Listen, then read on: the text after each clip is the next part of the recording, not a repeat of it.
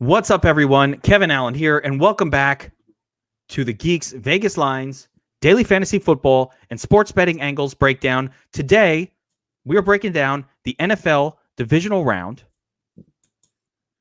I've got my man, John Alessia, a.k.a. Statsational, the sports gambler extraordinaire, the GOAT, the greatest hair man has ever known, all in one, elbow to fist. What's up, my man?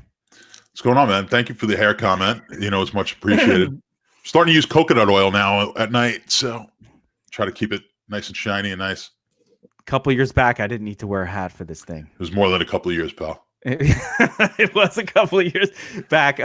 More than that, but I will be going to Turkey and coming back looking like John at some point. I have plans, so stay tuned for that. Now, before we get into the breakdown of the four games, number one, a couple things I want to go over. Number one is fucking your pick of the Vikings. Man, I'm making so much money. I almost don't want to play DFS anymore because I've been following your NFL picks. I loaded up on your one play last week, Vikings plus 7.5. I didn't even need the 7.5. We didn't need it. That game, down? Could I have increased my odds? I should take the money line. Yeah, some of the guys are doing that. I typically stick with the spread, especially on a game with a 7.5 point spread. But yeah, you'll find I don't honestly. People make a bigger deal about this next point than it is, but they'll talk about it in the playoffs, and I've heard it more often in the Super Bowl, like just picking the winner wins. And I'll forget the number right now. I wasn't prepared to quote the stat, but like you don't need to pick the point spread. You just need to pick the winner is basically the argument. Like even when you had the Giants against New England, 12.5 point underdogs, they won the game outright. I don't think it happens on any different percentage than it does in the regular season, but people seem to follow that in the postseason a little bit closer. But yeah, when the games are sub 3, I'll start to look at money lines usually. But at 7.5, I was more than happy to cash it. The plus the 7.5. Obviously, that game could have gone either way as far as the winner, the winner went. But the 7.5 was pretty much locked. Alan, who's not with us on here today, says he messaged me congratulating me like at the end of that game or at the end of regulation. I said, this ain't over yet. We got to win the coin toss. Minnesota needs to win because I know a lot of people watching this night right now because a lot of people commented to me on Sunday that they didn't realize this was you can actually win by 9 points in overtime. So you got to keep that in mind. I don't think it's happened yet. And because what happens is you can kick the field goal. Oh, you're talking about an interception run back for a touchdown. 6 the other way is a 9. It has not happened since they changed the rule, but it will. And so until I have that, until that final whistle blows, I'm not counting the cash. So at 7.5, it was up in the air, but they won the coin toss. So winning the coin toss locks it because the worst they could do is throw a pick 6 with the ball. They'll lose by 6, and that's the end of it. All right. What's a badder beat? Losing your bet because of an interception in overtime where you had a 7.5 point spread and there was no way you could lose it, but yet you do. Or losing first place $1 million because the Bachelorette contestant was multi-accounting with her husband and you dropped to second place. What's a worse beat? Well, I'll tell you, I don't know what your opinion is on that, but having 300 in the 300 entries out of 250,000, whatever they are in that contest is like, all right, it's a drop in the bucket. Yeah, it's not exactly like they weren't exactly tipping the scales all that far in their favor. And so yeah, I don't get too worked up. I know the general public gets a little worked up because unfortunately we tend to look at things from what other people have and what you don't. And I could get into a whole deeper philosophical conversation here. But no one really wants to ever look at themselves. Everyone wants to look at. So the reason I didn't win was because she won, right? Well, the only person who really has that argument is the guy who came in second place. Like, if you came in 15,400, like, okay, you weren't doing any better whether they played or they didn't play. So, but my whole point is I don't try to get caught up in any aspect of my life on what other people have or what they don't have or what they're doing. Once you can figure out yourself and help yourself, trust me, that's going to get you a lot further in life than worried about someone else trying to help you. So no one else out there is going to help you but you. So having a little bit of inward looking, understand what you're good at, understand what you're bad at, and go and help yourself. Do the little things before you try to save the world and fix the world. Fix your own game. So yeah, I'm not going to be one of those. I'm not going to be on Twitter in an uproar about it. I'm focused on my game, focused on what I do as far as my lineups, and trying to win. So, and I actually had a pretty good weekend myself. So I hit the 2-game slate on Saturday. Yes, you did. 50. So that was a 50K winner, 50, right? Yeah, 50K winner. So awesome. That was a good one on Saturday. And I mentioned to you on the Wolfpack podcast, that was traditionally, that's where I've had my most success, is these 2 and 3 game slates. And sure enough, it came to fruition. That was the Tennessee tight end I had in there. It wasn't just a Tennessee tight end. You can explain this win because I was in first place before you, not in the same contest, but on Fanduel. And like the shift happened. Of course, Ferkser was the man, and but the shift I was in for, and there was other, and I'm like, holy shit, I think I'm gonna get it. And then it was the defensive touchdown on the last play of the game by Tennessee that was the thing.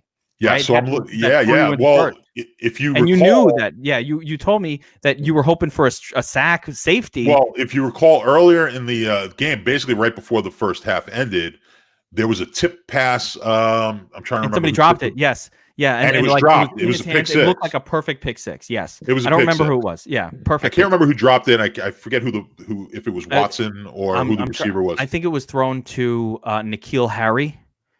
Okay, it was like N'Keal. It was like one of the secondary guys. It hit came off his hand. It was, just a gimme interception, and he walks into the end zone, and it misses. And I know already at that point, because it's only a 2-game slate, I know I'm pretty high up at that point, and nobody in front of me had the Tennessee defense. So I'm like, oh my God, that was my shot to win this thing. Sure enough, that punt goes down to the 1-yard line, and I said, well, sack safety does it, which is kind of what I was hoping for. But they got the pressure on him, got the pick, and as soon as he picked it, I'm like, I needed the touchdown with it. I'm like, just keep going, because the smart move would have been to go down. He didn't. He went in the end zone, and so sick. I won. So yeah, and that goes into another thing where I talk about in general with bad beats. They happen all the time. You get pissed off. Things like that go against you. Let's say you bet, you had New England, which you should have never done, but you had New England, let's say, in a teaser, and all of a sudden that pick six cost you the teaser. That's pretty bad beat. But they even out over the time. And what I've said, if you're sharp, the sharper you are, think of it from a poker standpoint. If you were the greatest poker player to ever walk the face of the earth, you never got your money in as an underdog, then you can only get bad beats. Okay? So the sharper you are in this game, the sharper you are in DFS, the sharper you are in sports betting, you're going to take more bad beats than the idiots. So if I'm constantly getting my money in bad, I'm only going to have lucky wins. If I get my money in good, I'm going to have bad beats. You got yourself close, the whole thing. So that's awesome. And speaking of sports gambling, I guess I just want to mention real quick the sponsor of today's Geeks Vegas lines, and just an event that I'm excited. I will be going to it. It's something called CapperCon, which is basically a get-together. It's in New Jersey, so this is pretty much for anybody who's in New Jersey. Go to cappercon.com to check it out, but it's in Newark. A gathering of sports gamblers.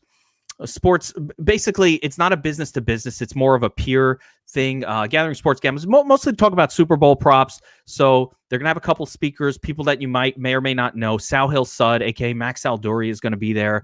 He's going to be talking about sports gambling and about the Super Bowl and Super Bowl props. And Joey Knish, who is a props guy on a very well-known props gambler, is going to be there as a speaker. And couple other guys are going to be there as well. All this takes place in New Jersey on July 26th, Sunday, the Sunday before Super Bowl Sunday. So for those of you listening, if you're in New Jersey, it's like $25 to get in. They have all kinds of giveaways at the door. What's that contest you're wearing a shirt for? Oh, the Super Contest. Super Contest, right? So, where the great gamblers go, the Super Contest is a big gambling contest that goes on every year. And they're also giving away at the door an entry to that, which is worth $1,750, and a proxy person to enter the bets for you in Vegas.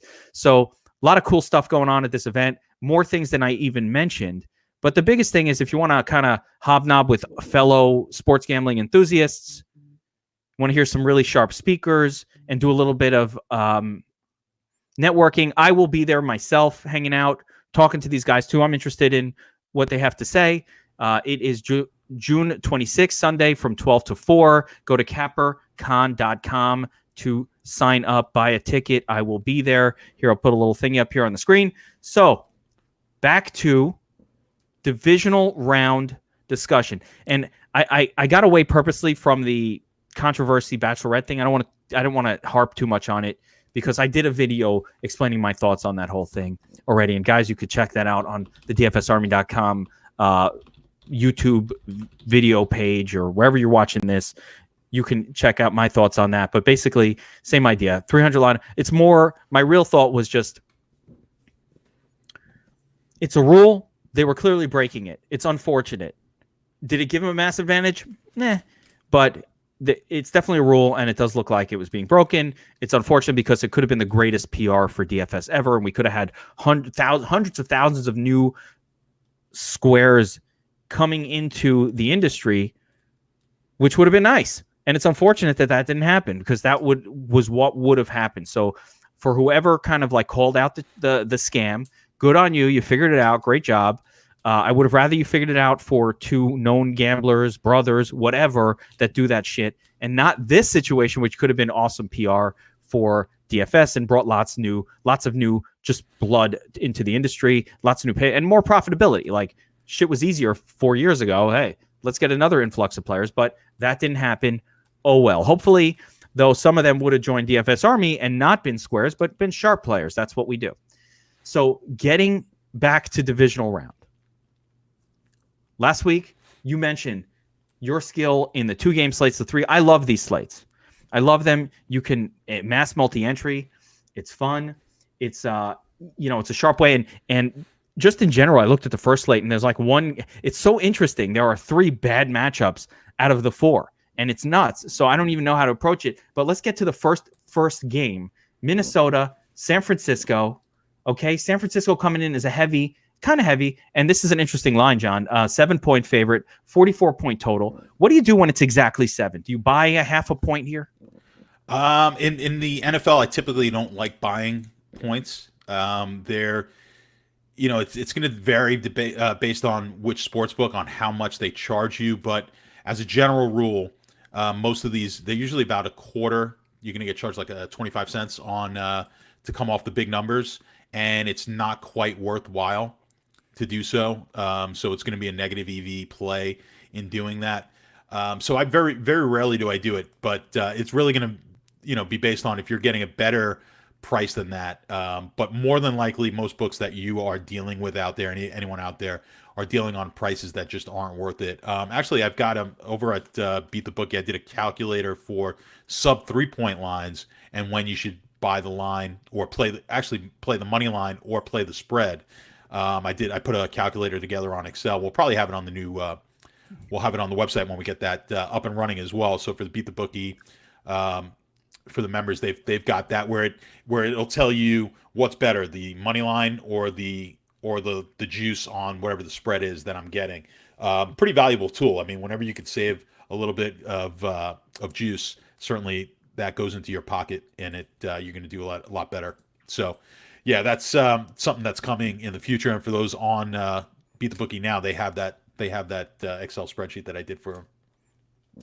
Very cool, very cool. Yeah, it's such a close line, but when we actually dive into this game, the Vikings, no one expected them to come out of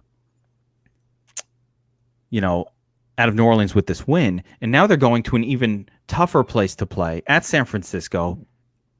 Pretty much the number 1 or number 2 defense in the league this season, pretty comfortably. And you've got this situation where, how do we use any guys from this team? Now, my first question for you is, on the Viking side, San Francisco has elite cornerback play. Richard Sherman is out there on the outside. Who is the number 1 wide receiver? Like, do they just have him on Diggs here? They put him over on Thielen, who had the bigger game last week. How does that play out? Because usually the wide receiver that's not being covered by Sherman would be the better guy. Like, that is true, but I'm looking at this matchup where I think Minnesota likes to run the ball from a percentage standpoint. I believe I'm not staring at it now, but when I did my article for the entire playoffs, I believe they were 30th in the league, depending on which way you look at it. So if you look at it from a standpoint of rushing, percentage of rushes versus pass, where rush would be the higher, the rushing teams would be up at the top. So they were like third. San Francisco was second or first. Two run heavy in percentage of plays that they use. Baltimore. What's interesting about that is a lot of the teams up there, Seattle, Tennessee, Baltimore, San They're all Francisco, playing this weekend. They're all playing this weekend. So it's one of those things where the NFL is so cyclical, and it's obviously been a passing league. But are we at the point now where it's now advantageous to try to run the ball? This was actually the case last year too when I ran the regression model on my numbers, and the most important statistic was the better rushing teams. This year it's even more exaggerated. So the teams that are able to rush the ball have done really well. With that said, in this particular game, I can't imagine them going away from that. Cook looked really good, and Madison looked pretty good. So they've got the guys there to do it. They've got the running game to do it. They don't, and more importantly, they don't veer away from it. So they don't just get pass happy even when they're down. Zimmer wants to play defense. He wants to run the ball. So I'm not really excited about I'm not excited about Diggs there. I mean, he's cried all year. He cried last week. They were winning the game. He was complaining. He still didn't really get the ball all that much. I think he only touched it maybe 2-3 times after they showed him complaining on the sideline. So I think they're at the point where they just kind of yes him, and they say, listen, this is what's gotten us this far. We're going to Cook. Hopefully get the tight ends involved a little bit more. They got Rudolph involved there at the end, obviously. But if they can do that, that's their game plan. And quite frankly, that's all San Francisco wants to do as well. Jimmy G is just being as efficient as he possibly can. He's not trying to win the games. They're trying to win it with 3 different running backs. I guess right now it's Mostert is the guy. But whoever they have, they've got 3 guys that they trust. They'll run them all out there, and they'll just and they will try to drive the ball down your throat. So I think you have 2 teams that are looking to do the same thing here. And more so on the Minnesota side, I'm just not that thrilled with the wide receiving options there, the pass guy, possibly on the tight end. And of course, when you have a short slate, everyone becomes playable. But if you want to start ranking them, the Minnesota passing game, I don't expect much out of this week. Yeah, it's a tough call because both of those teams are very comfortable just sitting on the run, right? Both of them. And so they're essentially going to allow each other to do that, or that's the expectation, is that they're basically going to allow each other to do that, because with San Francisco really not pressing the issue at all, and certainly Minnesota must be thinking the best way to attack San Francisco has been via the run this season, certainly better than the pass. So it just makes sense for both teams to really go heavy in that direction. But especially on the 2-gamer, you don't have a choice. It's not like there are great options or that you can afford all these guys or anything. So on the 2-gamer, you do have to use some of these pass catchers. But I definitely hear you with Thielen and Diggs. And I thought it was interesting on the Minnesota side how involved Kyle Rudolph was last week by comparison to Irv Smith, who really was kind of phased out of that game. But, my man Dolph, 7 targets, in the end zone. He didn't do a whole lot with them. He's not doing much, but, he's involved and he's cheap. So that's going to be a name to keep an eye on for this one. What about the San Francisco side? So you mentioned Raheem Mostert. I think a lot of good plays will come from the San Francisco side of this game, just on this entire this slate as an overall. Deebo Samuel, that's my back punk. I always love that guy.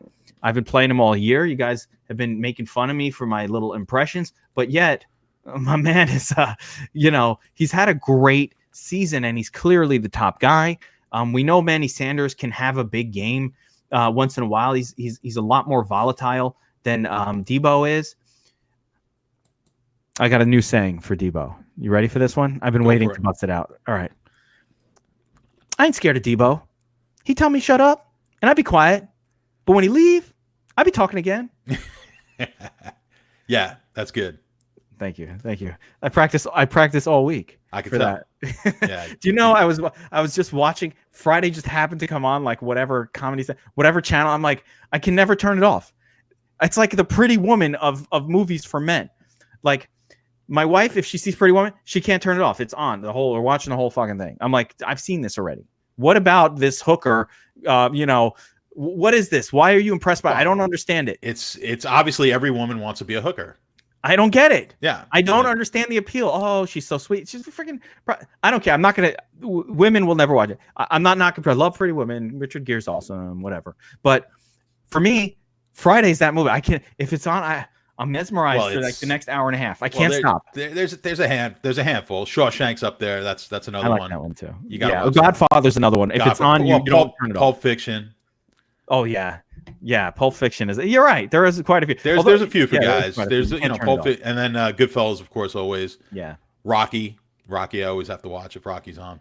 Die Hard, I got to watch Die Hard. I'm with you on all of those. Every single one of them. I mean, every single one. I don't think I've ever turned off Goodfellas. If it's on, I'm watching. No, I got to watch it. Break down the running back. Listen, what am I doing about running back? When I'm breaking down the San Francisco side of this game, Raheem Mostert, yardage and touchdowns. Everybody's very excited. He had a big game last time out. Seattle, last week of the season, whatever. It was a must-win game. They ran him out there. He had 20 points. He's amazing. He's awesome. He only had 10 carries for 57 yards. He got 2 touchdowns, but he had 10 carries. And between Breida and Coleman, they split the other essentially 10 touches for running backs of that game. So Mostert 50%. Breida Coleman, 25-25. I mean, it's a shit show over here. What the hell are we supposed to do with this? Yeah, what do you do when you're mass multi-entering on Saturday and you're trying to figure out what running backs I want to play, knowing that there's very little salary to go around? Yeah, I mean, you're gonna have to chop these guys up. I think you can't go too heavily on any one of them, and obviously Mostert's going to be he's the obvious choice if you want to take some risk here and go with one of the other guys, but I think it's going to be very touchdown dependent. I don't think you're going to get your, similar to what happened last week, you're not going to get your points here on yardage. This is going to be touchdown dependent. So when you're in a situation like, it's almost becoming the New England situation for me with these guys, because you just don't know on any given week who's going to get the touchdown, who's going to who Belichick's going to be focused on. So on the whole, if this was a larger slate, I'd be like, I'd just kind of avoid this, but we can't here. So I'm not going to be heavily involved on any of them, but I'm just going to have pieces of all of them. That's probably the way I'm going to have to play it. Just kind of looking back also, the last few weeks, the San Francisco defense hasn't been all it's cracked up to be either. So there is the possibility here this game becomes a lot higher scoring. And by that, I don't mean it's going to be a shootout with the quarterbacks. It could still be a running type of game with a lot of points. Because Minnesota, as I said, they're not going to get away from what they do. San Francisco, very unlikely that they're going to want to start throwing the ball either. And of course, there's the mentality there where when the other guy is not doing it, when you play Kansas City, you start to get anxious and say, we got to start throwing the ball a little bit here because we got to keep up with them. Maybe Baltimore. But when you're playing Minnesota and vice versa, when you're playing San Francisco, you feel like you've got time. Like, let's just stick to our game plan. So anyway, I think there might be points scored. I don't think this is going to be like a 10-7 game. There's going to be points scored. We'll be up in the 40s on the total. But I do think it's going to be running back centric. The question becomes, though, again, I don't know how heavy you want to go on the San Francisco guys. Cook, we know all about that. He's going to get the bulk of the work there. But from San Francisco's standpoint, I'm not that excited about any of them. So again, in an MME situation, I'm going to have that spread out. I don't know my exact numbers right now, but it's going to be spread out with majority of it going to Mostert and in that backfield at least. Yeah, and I would point out, even though I totally agree that this game should be attacked via the ground, that the better matchup for San Francisco, if they were to choose to exploit it, is probably through the air against Minnesota, who is a team that's more attackable via the pass than the run as an overall. I agree with you. I don't think they will do that. They don't care. San Francisco is just going to do what they do. But based on this slate and the lack of passing game options that are interesting. It's that San Francisco passing game that stands out the most on the 2-game slate for me. We'll talk about the second game in a moment. Now that they've got good matchups, right? Yeah. I love the matchups. I love the San Francisco wide receiver, and they're going to, I mean, it's not like they're not going to throw the ball. And I think you're gonna. I think certainly in the 2-game slate, one of the San Francisco wide receivers are going to be part of the winner. But what's interesting is last week, Michael Thomas was the guy. The best matchup he's playing Xavier Rhodes, who sucks all year. The best, and he didn't do anything. That's what it happens. Holy shit. Fucking variance in DFS. Yeah. The best matchup of the year for Michael Thomas. I couldn't even get Bobby Clinks to agree to a fade. Like normally he's like, the best matchup, get off it. He's like, I can't fade that. Especially at wide receiver. I never do that. Yeah. I all in them on the 2-game slate on Sunday. And it just wasn't. I was debating back and forth. Do I lock Kamara or Thomas? I didn't want to lock them both. And I never ever. I think it's the first time I ever really locked a wide receiver. The matchup just looked too good. I was unsure how they possibly wouldn't get a ton of Thomas involved, and they didn't. Locking Kamara would have been a much better play. But so you're in that situation again. Though, don't use recency bias. Xavier Rhodes still sucks, and he got hurt during that game. I'm not even sure if he's going to be out there. So you could get even whoever the guy behind Rhodes is, which might not be a bad thing. But either way, the Vikings secondary has not been good all year. There's just been nothing good about what they've done. So that's the most attackable to me on this 2-game slate. The other games are more interesting. The Sunday games are just more interesting from an offensive standpoint for the Sunday slate, but that for me for the 2-game Saturday slate is very exciting. Well, the only other guy we didn't mention there is Kittle, and I think Kittle is just always in play here. So I don't think someone's asking on the chat about Kittle, and I mean Kittle is always in play. He's definitely a great play here this week as well. It's going to be him and Kelsey as your two big tight ends going this weekend. So there's not a ton of tight ends after you get past Andrews, Kelsey, and Kittle. So those are the guys who are going to just be used an absolute ton. And they're also got, between Kelsey and Kittle, those are really the focal points of their entire passing offense, both teams, in a lot of games. And quite frankly, Andrews sometimes has been their number one guy for Baltimore. So you've got 3 really good tight ends, and then you've got a bunch of crap behind it. But inevitably, one of those crappy guys are going to play. So that's the advantage of MMEing these short slates, because like I happened to me last week, with the tight end there from I can't remember. Ferkser. Never forget the name. I'll never forget the guy who won it for me, but Ferkser. His name is $50,000 Ferkser. Exactly. You're gonna have to use some of these guys, so you have to widen your range and your filters on how low you go, big time. Because inevitably in these short slates, finding a guy who's owned 1%, 2%, 3%, and that's usually going to be a tight end. I actually was thinking about this. I don't know if you agree. The tight end of all the cheap players, the cheap tight end probably has the greatest likelihood of being in the winning lineup than the cheap running back or the cheap wide receiver. Just best because shot at the it doesn't take as much for the tight end to be the best tight end. A few catches, 30, 40 yards, a touchdown or two, and all of a sudden you beat all the best tight ends on the board. Like a running back of the same quality is not going to do that, not going to beat all the other running backs out. The other thing with the tight end position is just that's a position that's just used heavily around the end zone. There are very specific plays that are run to the tight end position. It's a lot of play action down in the goal line, down by the end zone. So they have a higher likelihood of a touchdown compared to, let's say, some WR4 that we're hoping has a big game. He needs, the WR4 isn't a guy who's normally getting targeted in the end zone, but the backup tight end is. That's what they do. They throw the backup tight end. I mean, you see it every NFL game. It's a similar probability to like a fullback, but you wouldn't want to do that with the fullback because even if he scores, even if he scores, he's not going to be better than Cook, and he's not going to be better. But to be the best tight end last week, there weren't that many good ones. Not that he was the best. He didn't have the highest points. No, but he was the cheapest. He was by extremely far. usable, yeah. right? So maybe to be the best value, it's so easy to do with the tight end. So if you're MMEing, you really want to widen your tight ends and play a lot of the minimum guys, because in that situation, it wasn't that crazy to get a guy no one's ever heard of score a touchdown. It's going to happen. You could be a little tighter on your running backs and loosen up on the tight ends that you use when you MME. All the way. Totally agree. All right. So speaking of the Saturday slate, the next one on the docket, and talking about an all-in lock button. Okay. I don't know. And I need to get your thought on this too, because I looked this over again. I've broken it down, and I'm going to have a very hard time getting away from this one. But we've got Baltimore, we've got Tennessee. Baltimore, the odds-on favorite to make it to the Super Bowl, 10-point favorite in this game, 47-point total, expected to smash. They're taking on the Titans. They're at home. Tell me this. Like, give me the balls of a GPP guy, because I looked it over.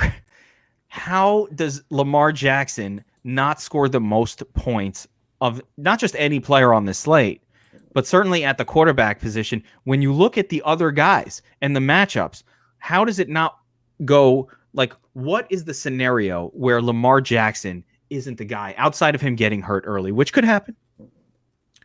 Well, I could certainly see him not being the number one guy, just because you've got Mahomes going against the Houston defense. Well, I'm talking now. If you're talking about Saturday, two gamer, yeah. Oh, okay. Sunday, we can make arguments for that other one. The two game is two games tough. The only other way I would say is if it would be Cook would be the guy who just goes off. That would be the only competition. The running back, yeah. The running back Cook. Now, or Derrick Henry smash. Or Derrick Henry, smash. It's going to be one of the running backs. I would think at the quarterback, I'd have to agree with you.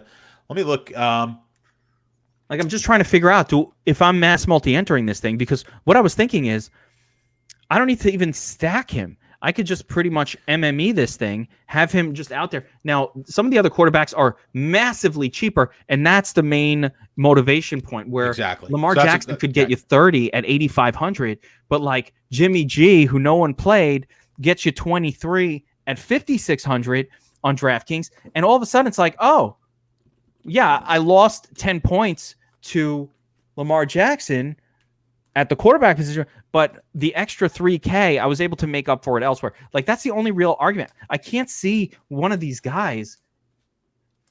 It's just so hard. I mean, the way it happens is if Ingram goes off and scores 3 touchdowns or 2. Yeah, that's possible. I'm not gonna plan for that. It's happened. I believe it happened in the Kansas City game when he scored the 3 touchdowns, and I was a total Ingram fade that day. But for the most part, Ingram, and I'm going off of memory, I could look at him, but I feel like Ingram hasn't been he's been very good all year, but he hasn't been like the nut. Yeah, when I look at it, it's been scattered. He's been really bad or really good. He'll have a game. It's all touchdowns with Ingram. We talk about this. He's had 2 games over 100 yards, 2 or 3 all season. He doesn't get a ton of touches. It's just how many they always give it to him in the red zone. Like, they don't use Gus Edwards by the goal line, which is very nice. It's very nice. We appreciate it, because it allows us not to really have to worry about playing Gus Edwards, which has been very kind, and I appreciate that.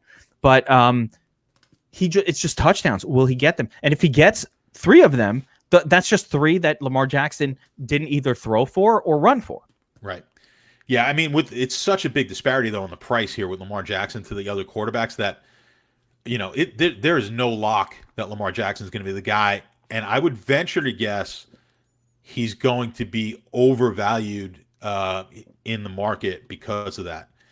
Because he does look, when just comparatively looking at them without looking at the price, he's far better than any of these other quarterbacks, both maybe real football and fantasy wise. So there's he's an obvious choice here, but at that price, I mean, that's a significant difference. On DraftKings, you're looking at, he's 8,400. Jimmy G's 5,600. I mean, that's an entire player.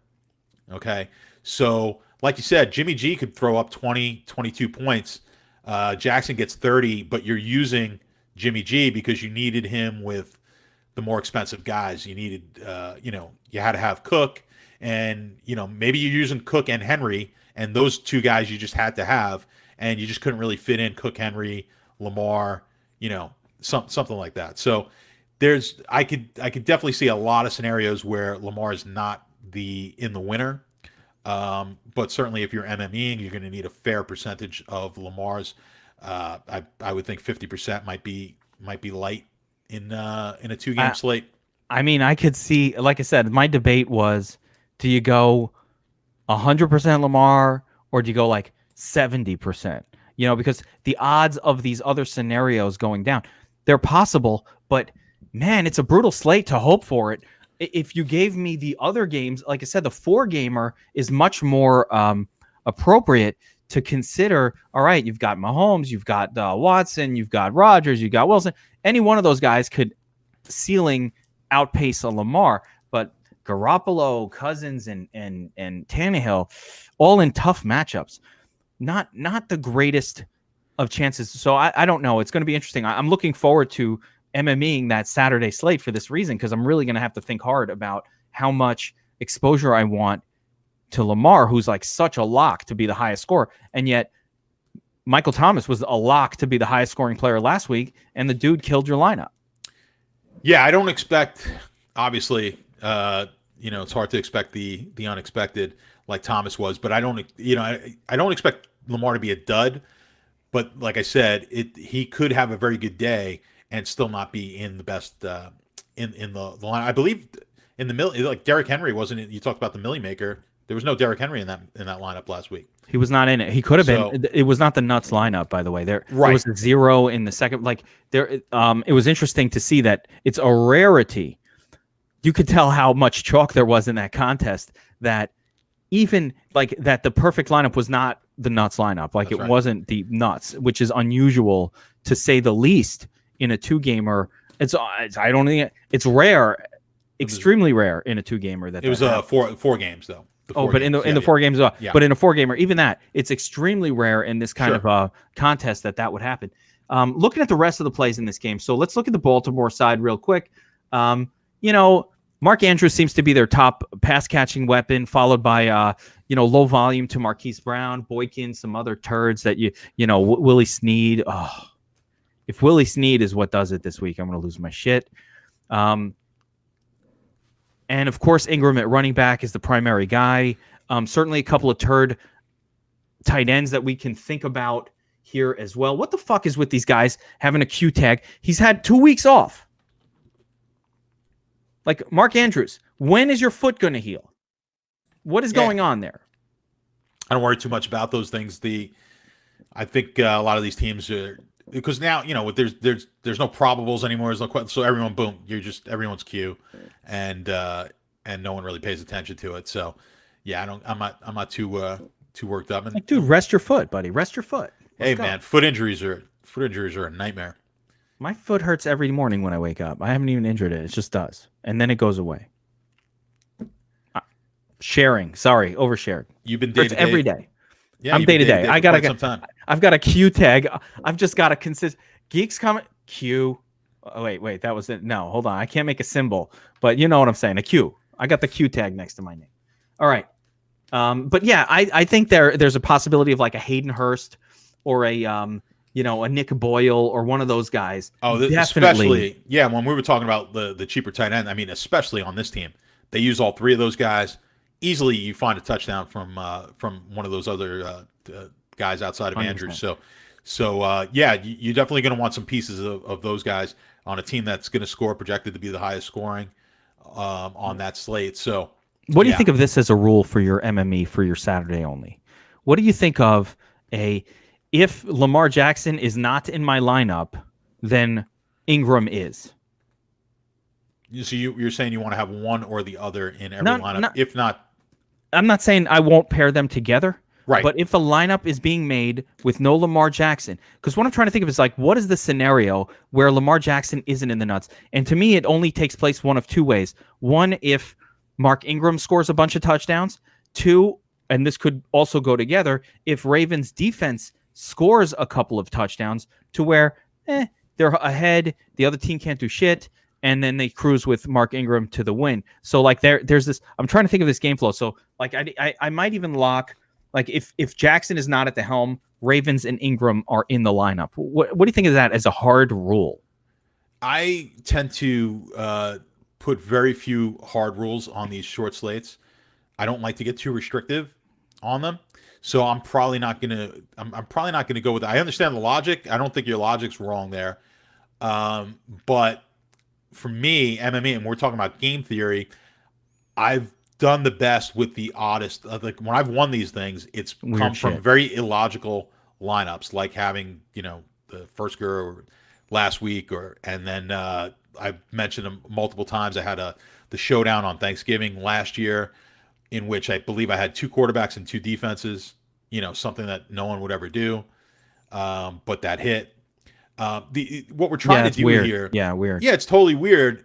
But those are the things, and you sit there and you're like, oh man, this some idiot took 2 quarterbacks and 2. He doesn't even know what the hell he's doing, but it's scooped because no one else did it. My lineup that scooped on, I won that by myself, and that's hard to do in these 2-game slates and these showdowns, is to win them by yourself.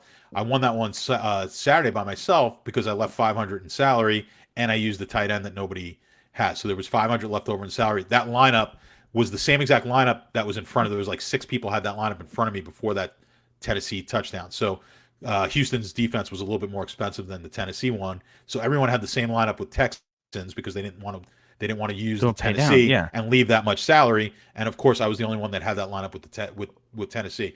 And you say, oh well, you could have had. I could have been a share of the Texans. Okay, I would have been 7 of us would have been chopping the whole thing, which is still a nice payday. But when you're in that situation, game theory wise, like I was in a much better EV situation, expected value, being the sole person with that lineup and needing that pick 6 than having a multi-way chop. So I'd much rather be in those solo situations. But anyway, yeah, you could get yourself in these into those situations by leaving a little bit more salary than you normally would in a full slate. And now I'm forgetting even what we were talking about as far as the why I even brought that up. But I was talking about different scenarios, and actually where Lamar doesn't come out as right. the perfect or rules that we can make. And actually, Auburn fan 30 mentioned a scenario where in the comments here where he's saying where Titans defense just obliterates Lamar. Obviously that's super unlikely. Lamar, no one has stopped Lamar. No defense has been able to do it. But hey, you never know. Weird shit happens in single games, and it's the NFL. That's the thing about MMEing, because that's why I don't want to lock button Lamar, and it's probably why I wouldn't make sure I had either one, because there is that slim possibility of this Lamar's not in it, and Ingram's not in it. If that's happening, then just fucking line bet Tennessee. Take the. But hold on, let me get the number. But at that point, I think I can make more money if that was going to happen. Just taking the plus 350 on Tennessee and just doing it that way, But that game could go that way, and Baltimore the Ravens could win. Could still win. Yeah, a couple of field goals. It could be one of those games where they kick a bunch of. Here's a scenario: they kick a bunch of field goals. Baltimore wins easily because their defense dominates, and they get a bunch of field goals, score 1 touchdown. Lamar gets his 19 fantasy points, but Justin Tucker comes in with 4 field goals kicked. They win comfortably, but Lamar just doesn't. Now, I again highly doubt it. I think these guys step up in the playoffs. I think that the running will be more in the playoffs. I think my personal feeling of playoff football is that it actually, I would say, expands on what's good about a team. Like they do put their best foot most of the time, not in Drew Brees' case, but most of the time, like what they do well, they'll do a little even better. You saw Deshaun Watson running more than he did in the regular season in that playoff game as well. There was just a little bit of like, hey, in the regular season, I might be a little more cautious with this shit. This is the playoffs. I'm going all out. I got to win. So there's a little bit of that. Now let's talk about the Tennessee offense here. You've got A.J. Brown doing good things for most of the season. He's going to have a very brutal matchup against whichever of the elite corners for the Ravens gets put on him. If it's Humphreys, if it's Jimmy Smith. Yeah, but they have 2 elite corners. It's going to be tough sledding for the passing game, but A.J. Brown is a guy that is just so athletic. He could probably overcome tough cornerback play. It doesn't take much for a guy like that to break one. He's been doing it on low volume all season. 5 receptions, 27 fantasy points, 7 receptions, 30. Do you like this passing game for Tennessee at all? going up against this Ravens elite secondary, or obviously Derrick Henry is doing ridiculous things I've never seen before. Week after week after week, Peters is out there week after week after week of just elite play. 30 points, 33. I haven't been on board this train. Outside of the King of the Beach contest, I have not been on the. Have you been on the Henry train? I've been off the train. I was not high last week. I haven't been on or off. It's been a week to week with me. But last week I thought we had some better options. But then Henry just went crazy last week, which he's always got the capability to do. And I just didn't like that matchup. I don't like, we generally don't like targeting against the Patriots. But Patriots did a great job shutting down the passing game. I mean, nobody was able to do much from the passing standpoint. But yeah, Henry got his yards. So, it goes to show you sometimes with the better players, we don't want to, total fades are a little tough. Sometimes the better players do beat the better team defenses. Certainly at the running back position, it can happen. But yeah, it's not the greatest matchup. It's a game where you're expecting there to be a lot more scoring in the game, and I'm going to have to, certainly more than New England was capable of doing. New England's offense just hasn't been very good all year. Yeah, the Ravens will have the expectation is score. They'll have a big lead. They'll be playing from ahead, and that it will be harder to grind out Henry. Henry's best situation is if the game is close or if his team is ahead. There's no question. Yeah, so I'm not anticipating Henry having nearly as good a week as he did the week prior. Now, he went off against Houston 2 weeks ago as well, so he's kind of had the back-to-back big weeks here. But I would say, listen, Henry's going to get his points. I don't think he's going to be unusable. I just don't know if he's going to be the absolute nuts here because I do think they're going to have to throw the ball a lot more than they had in the past. So those other games, a lot of those games, like you said, are games in which they were winning and they had leads, and then Henry was able to just kind of keep the chain moving, keep the clock running, and just run those games out and pound the other team into submission. If the game goes the way we anticipate it going, where Baltimore is going to be able to move the ball up and down the field, this Tennessee defense is not the greatest. Just kind of throw out last week's game again. Like I said, New England hasn't really scored on anyone that much. If Baltimore is able to do to them what they've been able to do to just about everybody else this year, the Tennessee is going to have to throw the ball to keep up. So, yes, I do. I don't love the matchups for Tennessee. I don't necessarily think they're awful either, but you're going to have some of these Tennessee. You're going to have the Tennessee some of the passing game here. Maybe Jonnu Smith becomes a possible option. I do like the tight end in this game. Got to go for Ferkser. Got to get a little Ferkser. I'll have a little Ferkser just for sentimental value, but I don't anticipate him catching another one. But if Ferkser wins you $50K 2 weeks in a row, no, that would be unbelievable. Will you be on the show with like a Ferkser jersey for like life at that point? We got a signed Ferkser jersey. There it is. Oh, yeah, there's no doubt.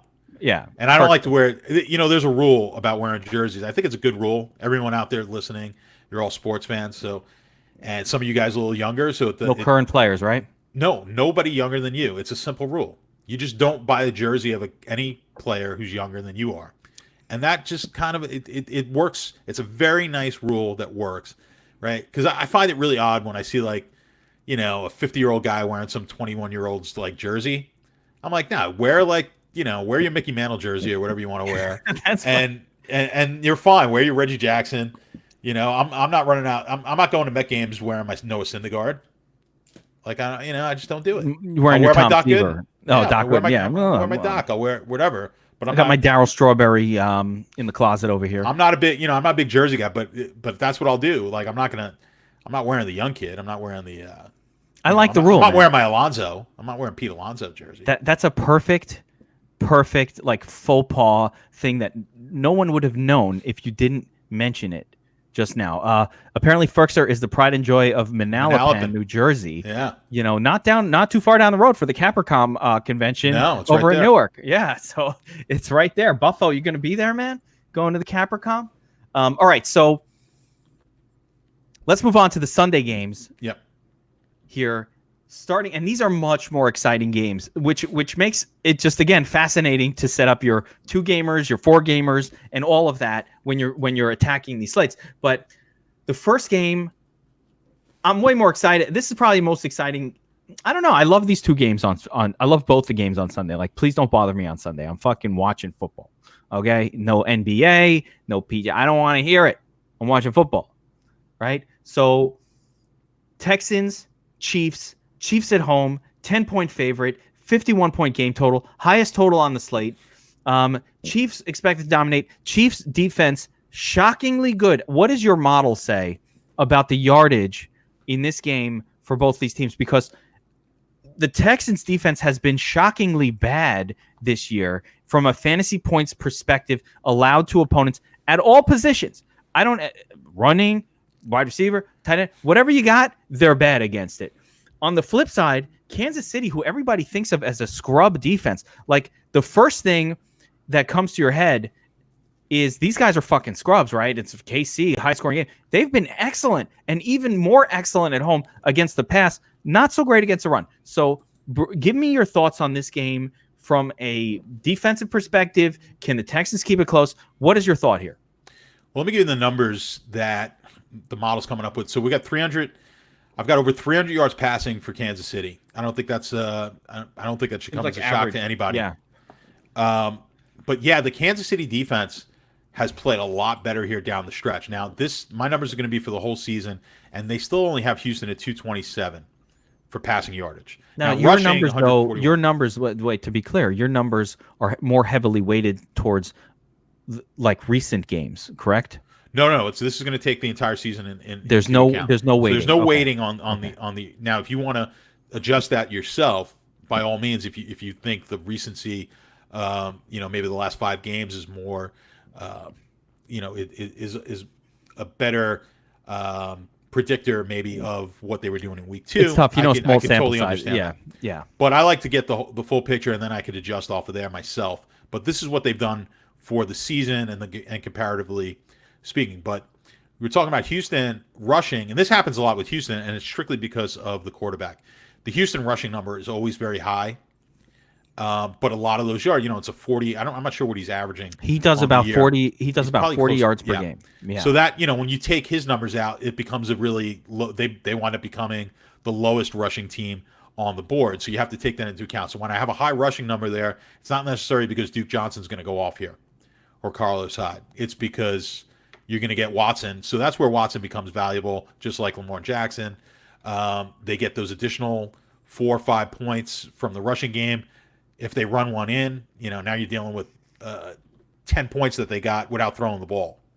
So that's why you're getting these elevated points. So, or elevated rushing numbers, certainly for the Houston side. So, I would anticipate a lot more points in this. I'm forgetting now off the top of my head what what's the Vegas, the line's 50. Yeah, actually the line is exactly what I have it at.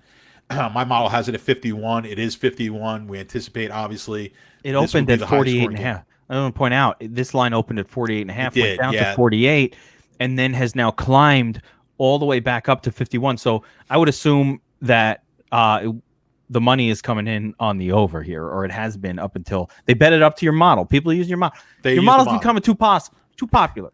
It is the money. Well, let me first tell you, yes, you are correct. It's 3/4 of the money is coming in on the over, and that's really pushed it to the over. I had a fear years ago. My NFL games, like I would give the games out, and the games would, not all of them, but some of them would move right away.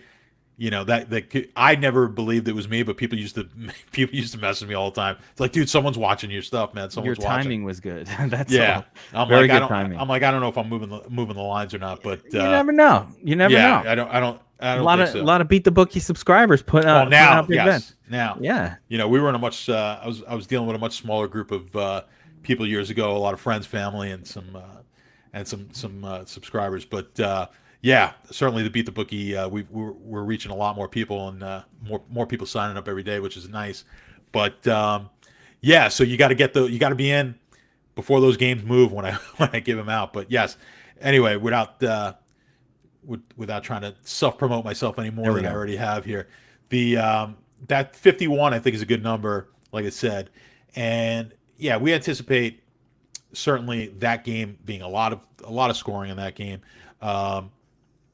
So yeah, I think it's a good That's a good line there, and 312 on the passing. I mean, what more do I have to say about Mahomes? I don't think I have to say anything there. But you've got, I would, to me, they're at the point. It's Kelsey and Hill as far as pass receiving, and then the other guys I have no confidence in. And then the running back situation with Kansas City, I'm not all that thrilled about. I'm liking the running back situation a little bit here. I'm actually not. You like it? You like Williams? I believe I'm. If you look at the available running backs on the slate 2 and 4 game, he's one of the best, salary wise, expectation wise, all of it. I'm borderline core all in on him. I don't think that. The part that we don't know is why were they healthy scratching LaShawn McCoy towards the end of the season? Mm-hmm. Was this hey, let's save him for the playoffs move, which seems weird and unlikely to me, or was it? But it's possible, or was it we don't really like LaShawn that much anymore, and he's kind of over the hill, which seems weird also. I don't know.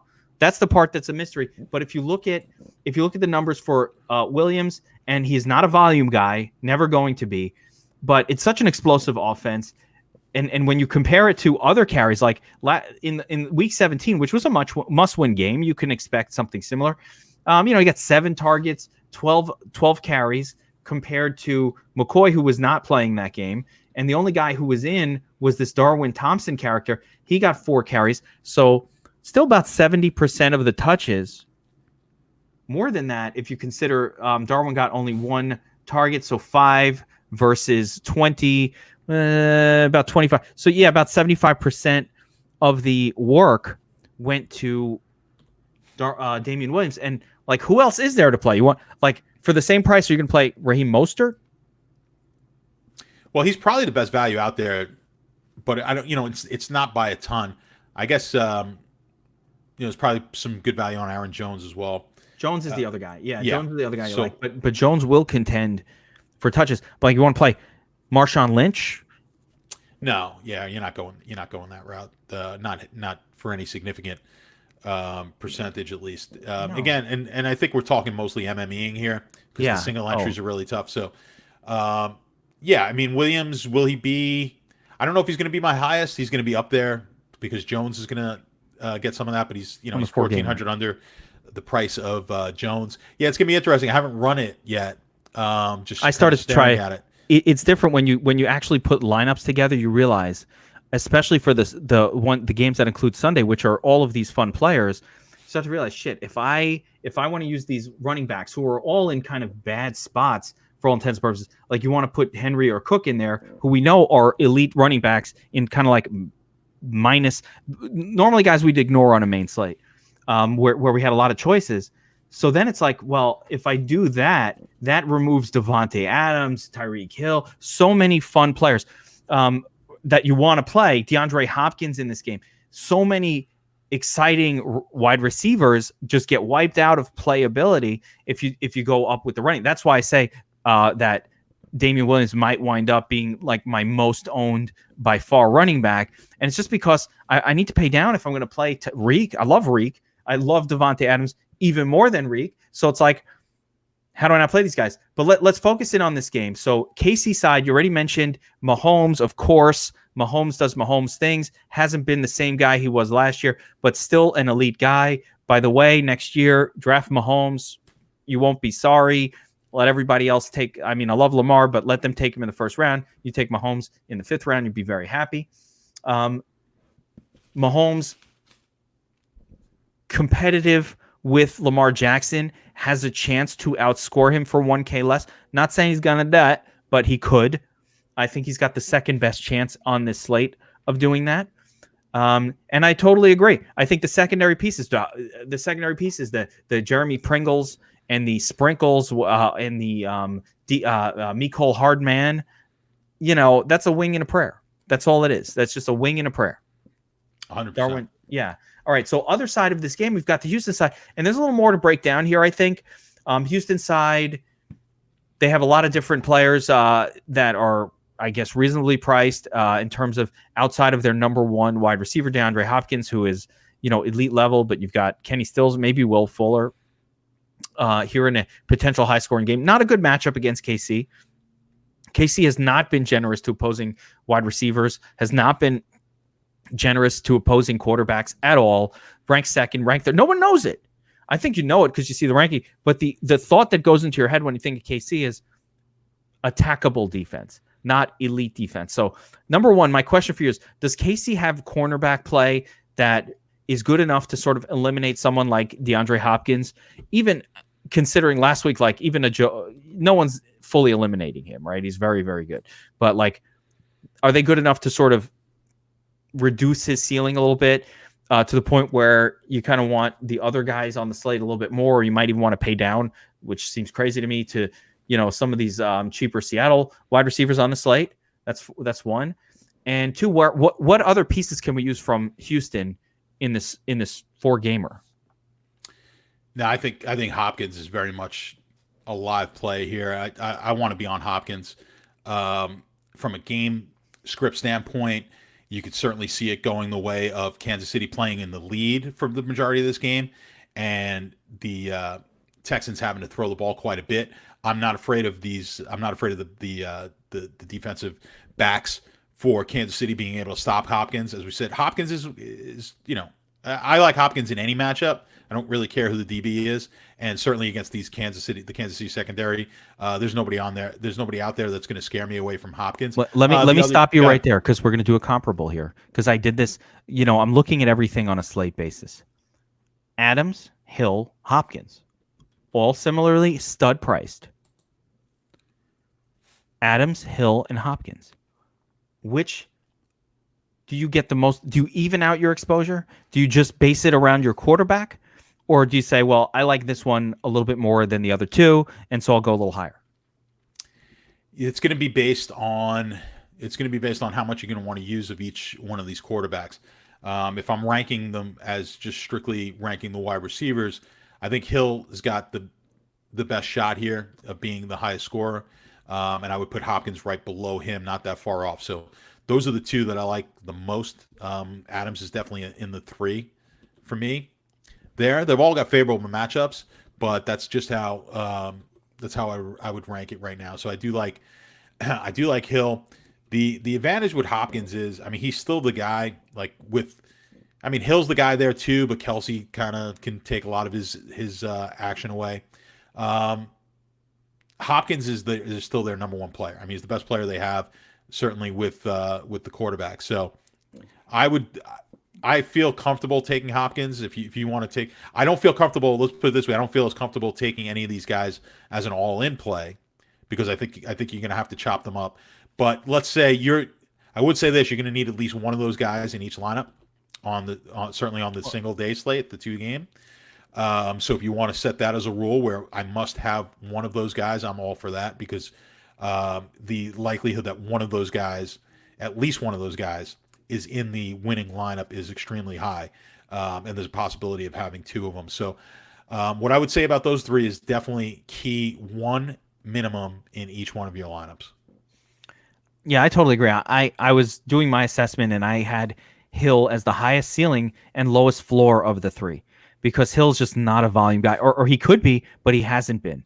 So of the 3, his volume would be the lowest.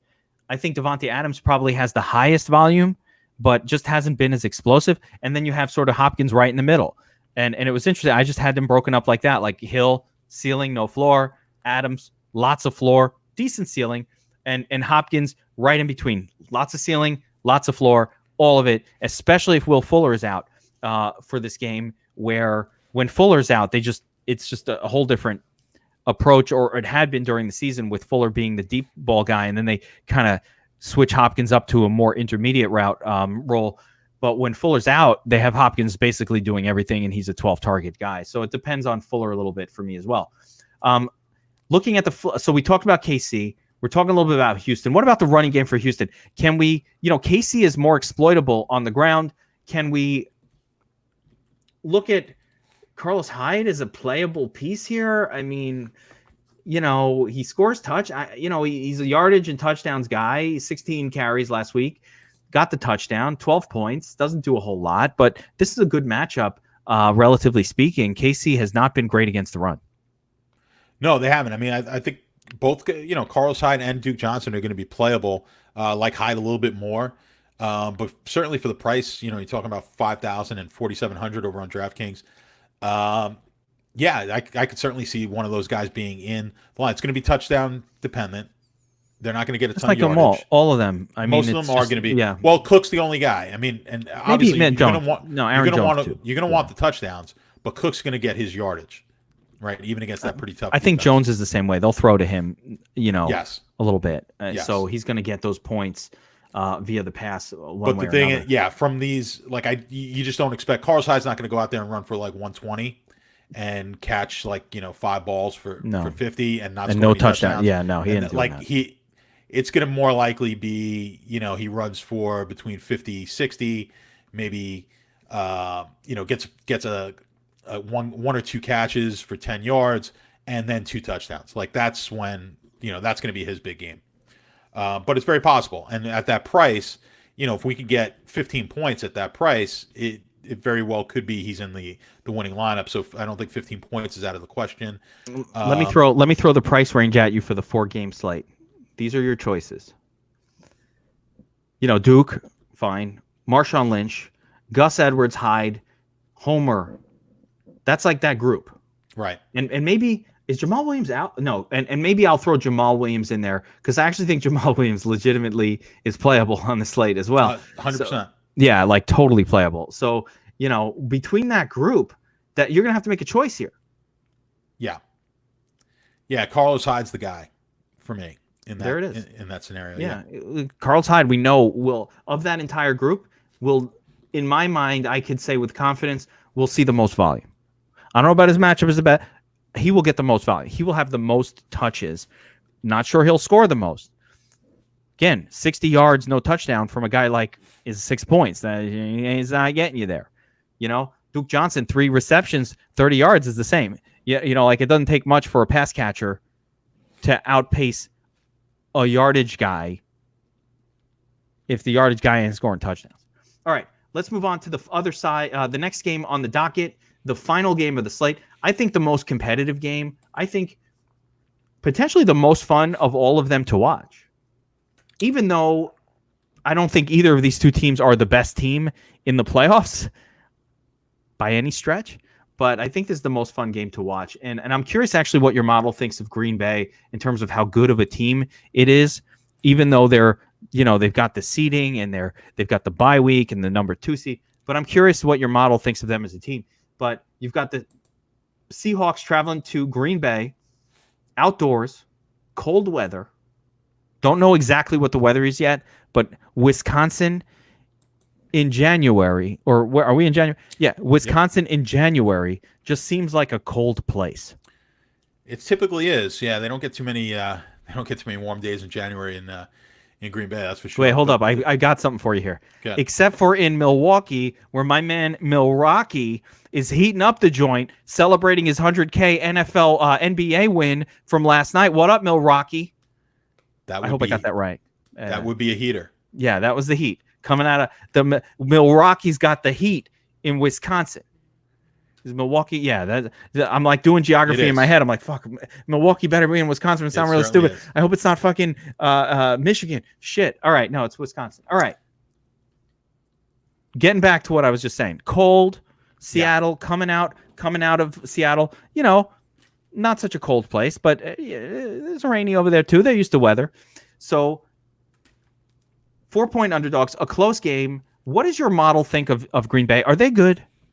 I've got Green Bay as the 13th ranked team overall, and Seattle is the 11th team. So not that good. No, that's why we did not prep this beforehand. I just want to know, you have them 13th ranked. Okay, so not such a great team this year. No, they haven't been. I haven't had them very high in the rankings, and again, Seattle has not been either.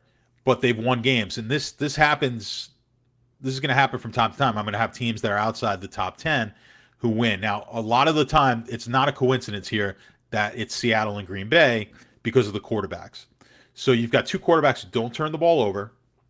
So my model is really, it's looking at yardage and it's looking at the points scored and things like that. It does not take into consideration turnovers. Now, when I start to if I add turnovers in there, it does then become very linear. The reason I don't add the turnovers in is because a lot of instances turnovers can be a little bit of luck. So I want to look at it from a pure number standpoint. And again, we could adjust off of that.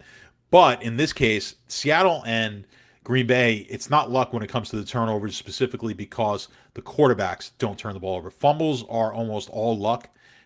Some years they're going to bounce your way, some years they're not. But your quarterback consistently not throwing interceptions is something, it's a skill for the quarterback. And that's certainly Rodgers and Wilson don't do that. And even more important is they throw.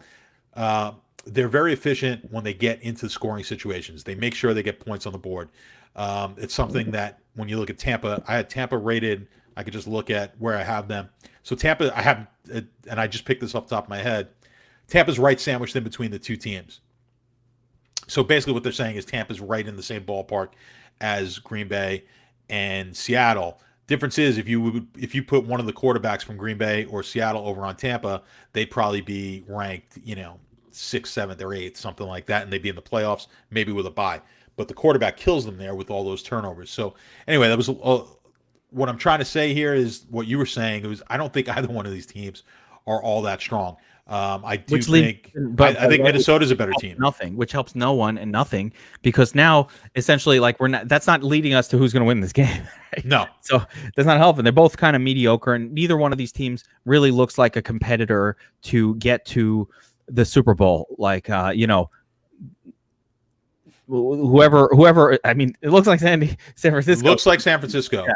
And that was who I wrote the article, and I do my right before the playoffs, I do my analysis of the playoffs and who I like for futures. I did take San Francisco. I thought the price that they were being offered at was way too cheap relative to what probability I thought they had. I'm trying to think back. I have them at about a 30% probability to win the Super Bowl. That was going into the playoffs, and I have Baltimore at about 40%. So there was a 70% chance in my mind, my model, that we'd have the winner either be Baltimore or San Francisco. So, yeah, I did not like Green Bay at all. When I looked at the numbers, if you go back on that article, if you go over to the website to beat the bookie, that article's there. But, yeah, Green Bay actually was negative in yardage differential this year, which is really odd for a number 2 seed that has Aaron Rodgers. Very they must odd. have had. They had a positive turnover differential. They had Huge something positive, going. yeah. They had something going. I read the article. It's awesome, by the way. And yeah, guys, it's open to everybody. So if you go to dfsarmy.com/beatthebookie, check out that article under the article section, NFL. And all right, let's talk about this game from a DFS perspective. Okay, and I'm going to start with Green Bay. Green Bay is a really interesting team because their offense is very, very focused right now. If you look at who they're throwing to, it's really Davante Adams with a little bit of Lazard mixed in. There's not even another wide receiver that really ticks any check marks here. I mean, Geronimo Allison's out there, at the number 3 spot, but they cycle in a couple other names. Marquez Valdez-Scantling actually got a lot of targets in Week 17 in a game that the Packers needed to win. Scantling was out there. He can't catch shit, but he got 7 targets. You had Kumaro getting a target here or there, Lazard getting a bunch of targets, but the big-time guy is Davante Adams, who's coming off 13, 16, 13, 6, 10, 12, 10, 11, 15. The target, this is where I said the floor is high. The targets have been 10-plus almost every week, going back to like week 4, with a couple of exceptions. So when he's been healthy, he gets a lot of targets. The ceiling, not quite what it's been in the past. He's a 20-point guy, but fuck it, on a regular week, that's tough. But, in a 4-game slate with very few choices, 26.5 points from your wide receiver at 7,800, it's not that expensive. A high floor, I like him better than the running backs at this price range. John, am I nuts? No, I agree with you there. I like this game to be a quarterback game.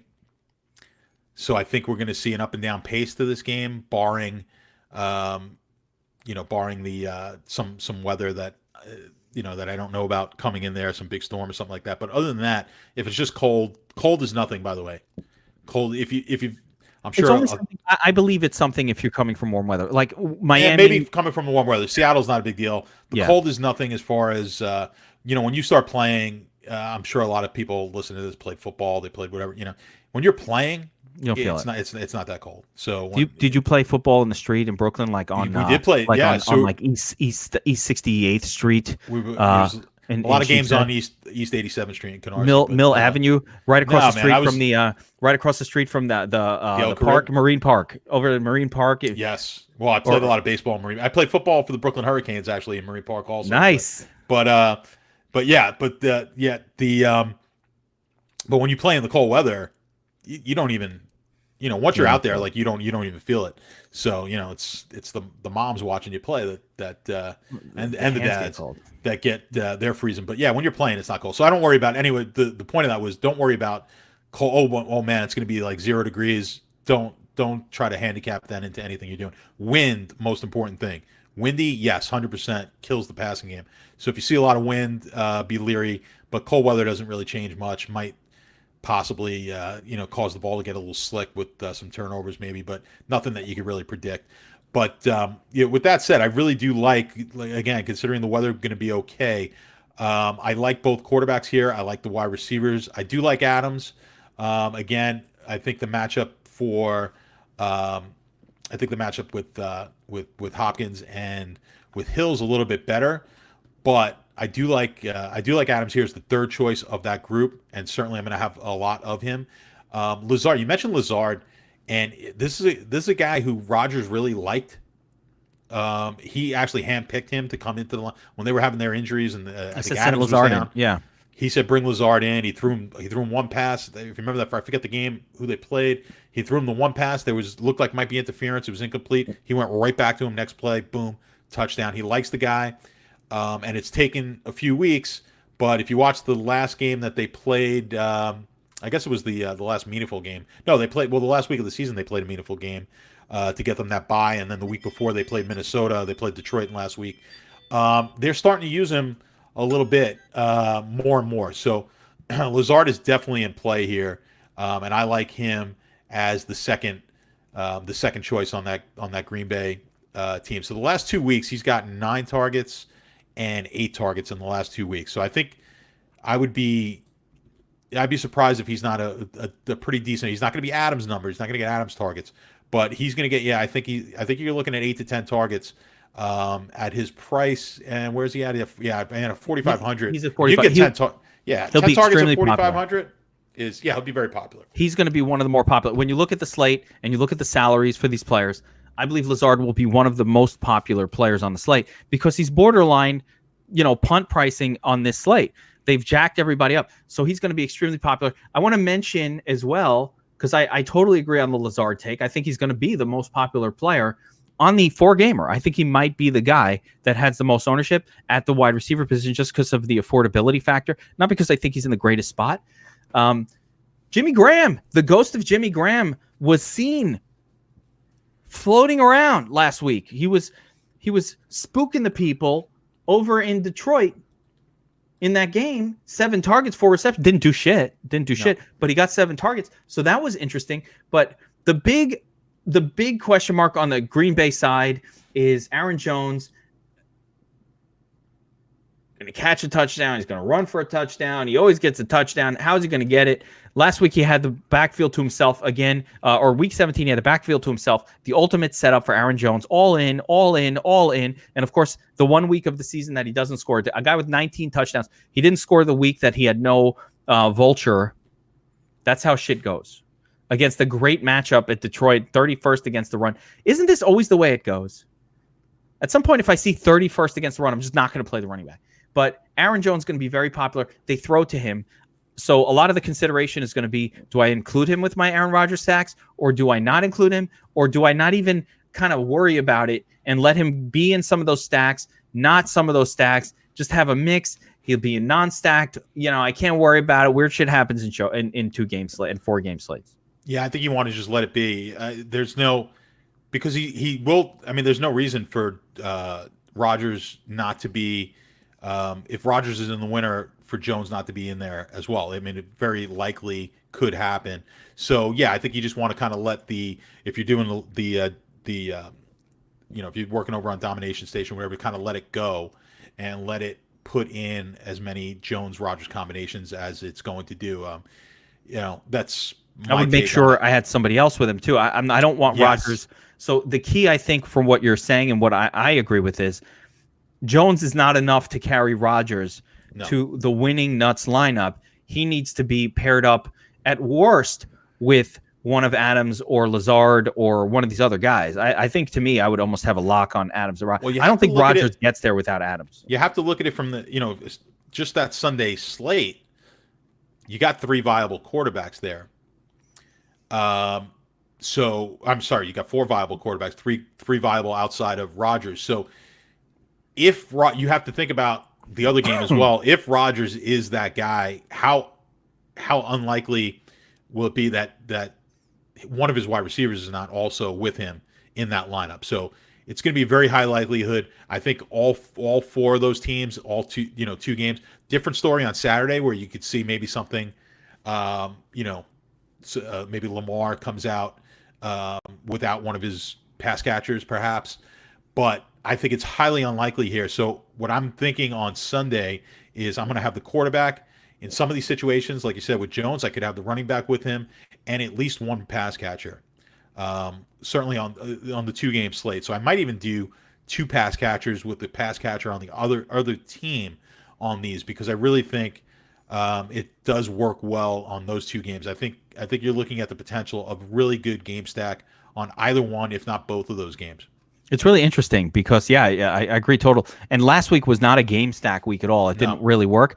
But this week does have a little bit more appeal just across all of these games. But certainly on these Sunday games, it's very interesting to consider how to game stack them. And I started thinking of crazy rules. Like, I might go a little bit differently, and I might do certain rules like forcing the Lamar Jackson players. Like, if I feel like if Mark Andrews is the nuts tight end, for example, I'm making sure Lamar's in. Like, if Andrews scores 2 touchdowns, Lamar's probably get thrown for like 5. You know what I mean? So I'm probably gonna force those guys in with Lamar as I'm thinking about how to approach it to narrow things and to avoid chalk explosions and all kinds of shit like that.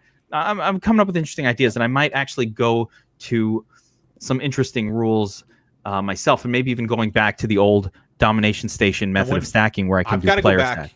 I got to go back and look now. Obviously, it's different on the short slate, but the weeks that Lamar was the nuts, I believe it was almost every one of those was with 2 wide receivers from his team. Not wide receivers or Andrews. Tight end wide receiver. At least one. Yeah. At least but again, one. He could be the nuts here without a 40-point score. So that's the difference. He can get there at 28 because these other quarterbacks might not get anywhere near. But I actually think if he's only scoring 28 and you're getting 22s and 23s from the other guys, that he won't be in the nuts, that you'll have to have paid down. So that's the interesting approach. Again, not much chance of that on Saturday. It's more of an all weekend slate thing. And I'm kind of happy I don't have to contend with Lamar on the Sunday only. The Sunday only is going to be super fun to MME. But let's jump over to the other side of this game. Seattle, DK Metcalf, best player in history, a workout guy. He's amazing. He's outstanding. He had a big game. Everybody wants to play DK Metcalf.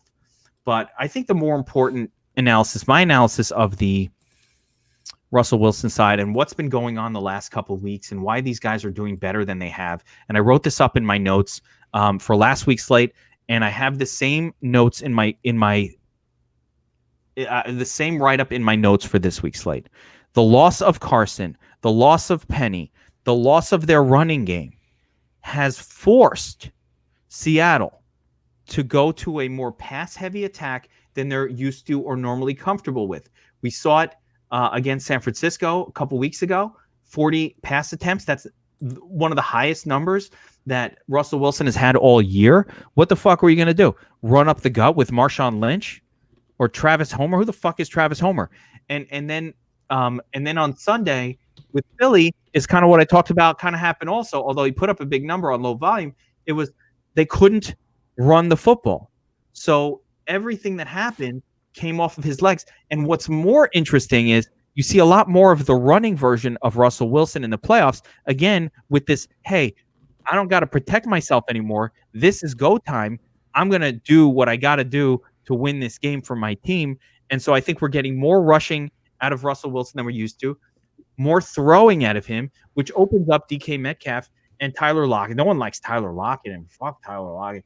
I like DK Metcalf and David Moore, and hopefully Turner and Brown are out so we don't have to make decisions. But do you think that the loss of their sort of focal point running backs has changed the dynamic of this team to the point where we can count on more passing volume from Russell Wilson for these wide receivers, elevating them to the point where now DK Metcalf actually is worth the crazy jacked up $6,800 salary that we're seeing on DraftKings?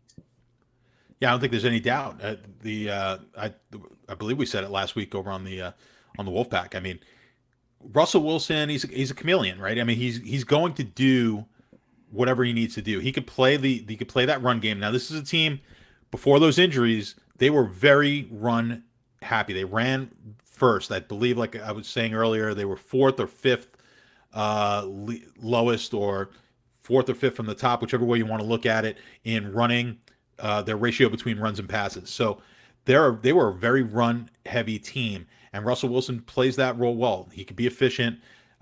He could keep he doesn't turn the ball over. But when you need the quarterback to win the game for you, Russell Wilson has that ability as well. And Russell Wilson could throw the ball 50 times and be just as good. So he's got that ability. He's a very unselfish player. He will do what it takes to try to win the game. And right now, they need Russell Wilson to be the MVP, the MVP type of player that he was all year, and they need him to throw the ball. So I am not excited at all about the running side, the running options here for Seattle. I do like the passing options. Metcalf was a monster last week. Deserves, obviously, like you said, the price that he's at now. Give me a game theory. Yeah. I want some game theory on this. Everybody loves. They're the same price. Him and Lockett. Yeah. Metcalf got all the volume last. I mean, like, do we have to go to Lockett here just to be different? I mean, what do we got to do? And I was going to say that. I mean, I don't think there's that big of a difference in the two. And that being said, let's say Lockett ownership come in. Lockett's still probably slightly better as far as projections. This is huge. Now, and by the way, and Buffalo on the Beats mentioning this here too, but I agree. In the chat, Kevin King, the better of the corners for Green Bay, is probably going to be on Metcalf here. Metcalf plays on the outside. You get a little more Lockett in the slot anyway. So he'll have like a little bit better coverage. But the real question is, does the market perceive Metcalf, because he'll be higher owned? Let's say the ownership on Metcalf is 39% and Lockett's coming in at 28%. Is the market overreacting to last week's game? Because it always does. So is that what's 100%. Going on? If you knew that for sure, if I knew going in that Metcalf was going to be 40 and Lockett was going to be 30, I'd want to be the flip of that. I borderline am sure of it. Because I think they're close to 50-50 as far as who's going to score more. You're getting a slightly better price here with Lockett. So if they're 50-50, then I'm going to want to be over the market on one of them. The easiest way to be over the market is to be over the market on the guy who's taking less, right? So that's how I would look at it. I think in that scenario, I think you're now positive EV. If we're right that they're 50-50, and now I've got a big advantage over the field if Lockett becomes the better play over Metcalf. So I think I think you have to be very careful with Metcalf having that week that he had last week, that you don't fall into the trap that a lot of people are going to do this week. Not saying Metcalf can't go off here, certainly can. I'll have my share of them, but I would have more. I think you're going to want to play a little bit more Lockett than you do Metcalf, and probably going to be rooting for Lockett in that situation. Balls. We'll see what the ownership projections say, but I would borderline be certain that that Metcalf will be higher on. How much higher? Don't know, but he will borderline definitely be higher on. He's also had just more volume of targets the last couple of weeks, which that's enough. Hey, a 12-target game, that's it. So you get 12 targets for this guy, and Lockett's kind of hanging out in his usual 7 or 8. No, the increase in volume from Wilson hasn't led to a spike in targets for Lockett. And I think, it's very obvious when you look at the logs that that's happened, but it doesn't mean it won't happen this game. That's exactly what you said. It doesn't mean it won't. It just means last week that didn't really happen. All right. But the reality was it was Metcalf all season who was getting 5 targets a game, and Lockett, who was at the 7 to 8. So it was Metcalf who got the spike. If that just floats its way back down to his usual 5 or 6, you're gonna be sorely disappointed paying this price for him. The one thing with Metcalf is, he's a monster, and getting down inside the 10-yard line, red zone area, he's going to be looked for more often than Lockett. So that's the advantage he has, and he was all year. He wasn't earlier in the year, just wasn't catching any touchdowns, but he was targeted more than anybody else, I believe, in football, down inside the 20 at one point. So it's been a Lockett's going to get you the big plays. You're banking on big plays with Lockett, and you're banking on the touchdowns with Metcalf. Metcalf had big plays last week. I mean, he just did everything. But that's, again, and especially the one thing that gives you a little bit more confidence in Metcalf is the fact that the running game just isn't there either. So you think inside the 10, they're still going to be looking to pass, as opposed to they may have handed off to Carson a couple of times. Unless fat beast mode comes out. Unless the beast mode starts carrying people. Yeah. He could do it.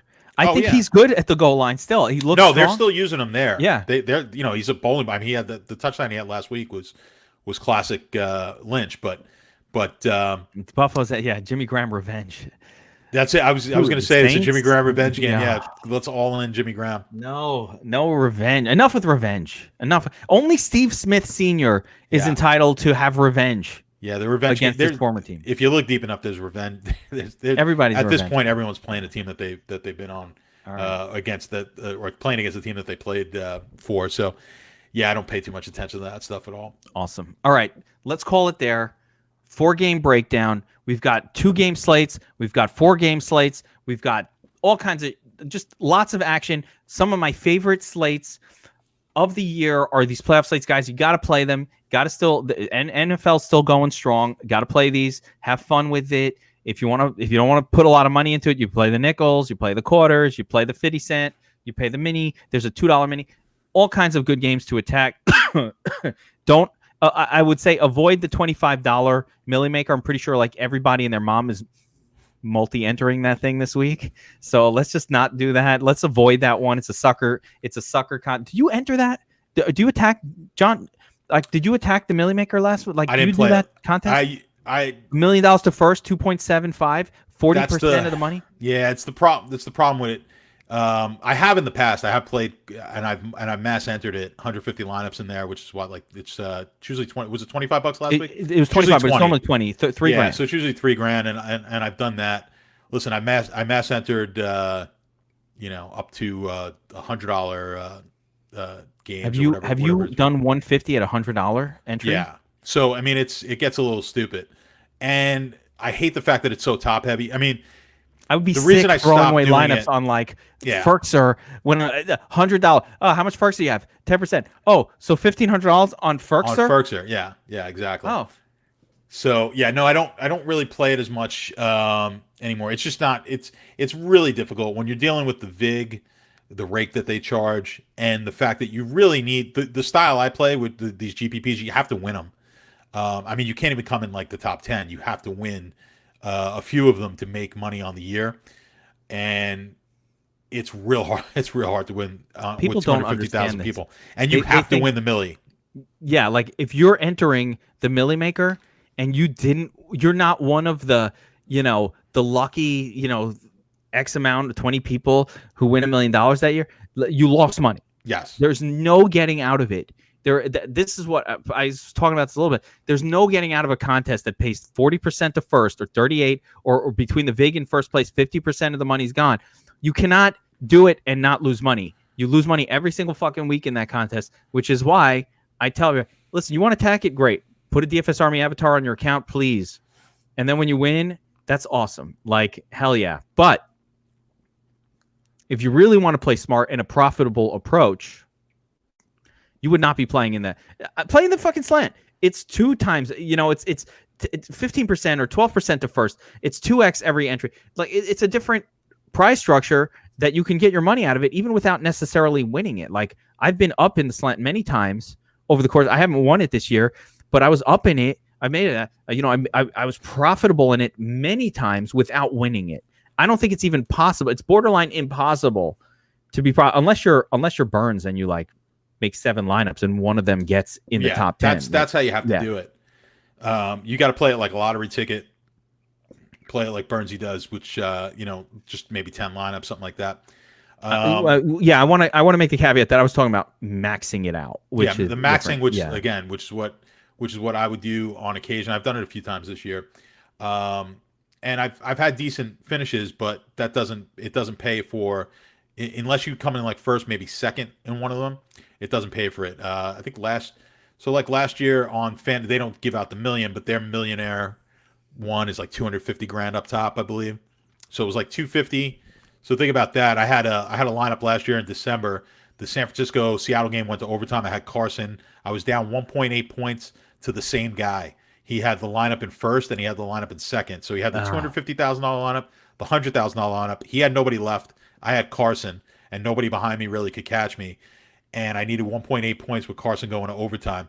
Long story short, Seattle gets a first down to keep the drive alive. They call offensive pass interference, stalls the first down. They don't hand the ball off to Carson anymore because now they're in a long yardage situation. Brutal. Stalls. I need to get the ball back. They let San Francisco get to midfield. They stop them on third down. They call defensive holding. It gets San Francisco into field goal range. They kick the field goal. Game over. I lost by 1.2 points to the same damn lineup. But there was 250,000 up top, 100,000 in second, and then third place I want to say was I got like either 30 or 40,000. So it was like such a huge, 1.2 points was worth another $200,000+.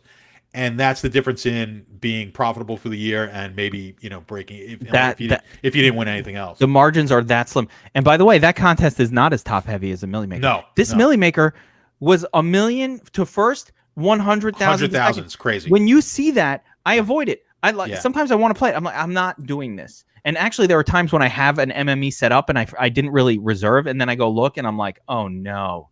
Like all they have is this 300,000, 100K to first contest. That's a big contest for NBA. Then I'm like, fuck this one. There's no way I'm entering this. If I don't win the 100K, I'm basically losing money. I don't want to do it. I don't win 100K every day. And so I don't feel that confident in throwing 150 in that and just that I can be a profitable player coming out of that. Like you're just going to lose money. So just a little word of wisdom there. Guys, I will be back later in the week covering the 2-game slates, the 4-game slates. We got it all covered. This was a really in-depth Vegas lines. For those of people who are watching this public, because we do the Geeks Vegas lines as a public show, this is a little bit more of what you'd see on a Wolfpack or a Players Club, like our behind-the-scenes breakdowns. Normally, we try to keep it surface, but because there's only 4 games, we broke them down in depth. So I hope everybody enjoyed it. Don't forget to go to cappercon.com and sign up to go to the Capper convention. Lots of big time gambling names. Sal Hill Sud will be there. All the cool people are going. It's in New Jersey. A week before the Super Bowl, you'll get some prop bets from experts. We'll play these prop bets where somebody's going to win. There won't be that many people. Somebody's going to win that super contest entry as well. So it should be cool. I will be there. So you want to meet me? If you don't like me, don't go. Just go and avoid you. Don't bother me. If you got something bad to say, do it like everybody else on Twitter.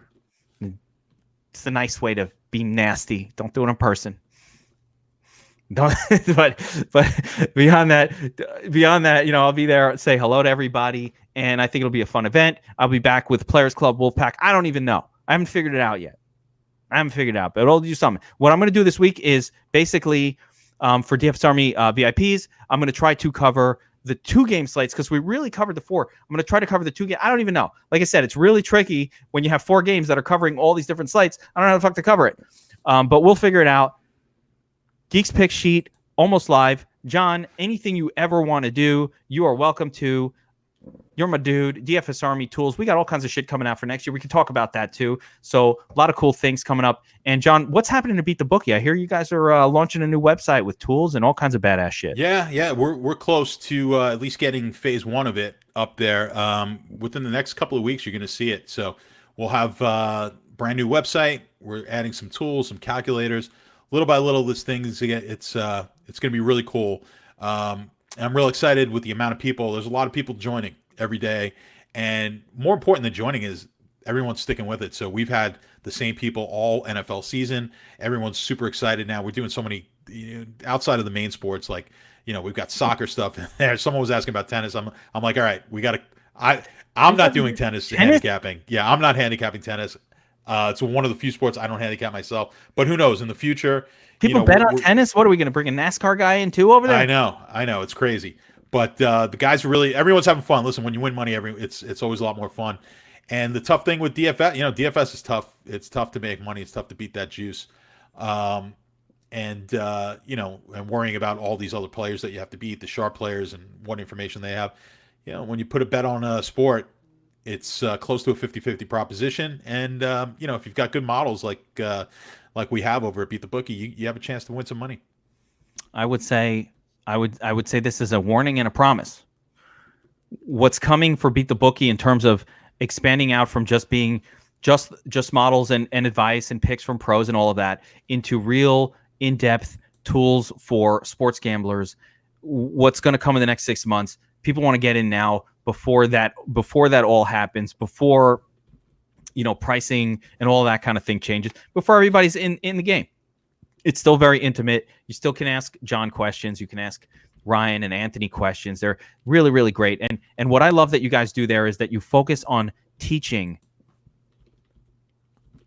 the techniques that pro gamblers use, rather than just saying, hey, I'm Cowboy Tony, and here's my fire pick for this week. I got the hot stuff. You're like, hey, we understand, we're trying to beat a 55% win rate here. You're going to win. You're going to lose. Understand the approach. This is what sports gamblers know. They're just like pro poker players, that you're playing percentages and odds, and you're trying to squeeze value out of every single bet. So hell yes. SRQ forever. You are allowed to do anything in Florida that you want. Are you not familiar with Florida? First of all, John's in Florida. Are you not familiar with Florida? There's no law there. Oh, there's no law in Florida. You could do whatever you want. It's borderline a third world country. I actually, for entertainment, just type up Florida man on Google, and you get all these crazy stories of what some Florida man did. And yes, there is law, but it seems very slow to react to craziness. So enjoy. We'll be back. Forgot to say at the beginning, should have given the pro tip of watching this at 1.5x speed. Oops, hour and a half in. But hopefully people who have seen the show before know to watch it fast. You can get through this whole thing in an hour. So thank you again. We'll be back later in the week with some other stuff. And for John and myself, deuces. Good luck this weekend.